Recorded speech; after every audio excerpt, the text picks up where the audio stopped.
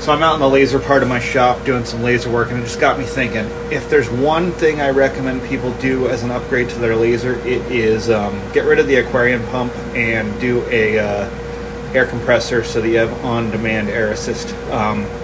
One, you don't have to listen to the hiss of the air assist when the laser's sitting idle because it's not pumping air, and two, engraving jobs a lot of times don't really need air assist, so you can disable that in Lightburn and not have the air assist run when you're doing jobs like that.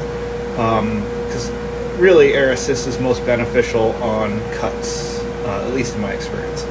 And if you do a compressor for your air assist system, I recommend this one. It's one of the California Air Tools compressors. It's the lightest, quietest compressor I've found.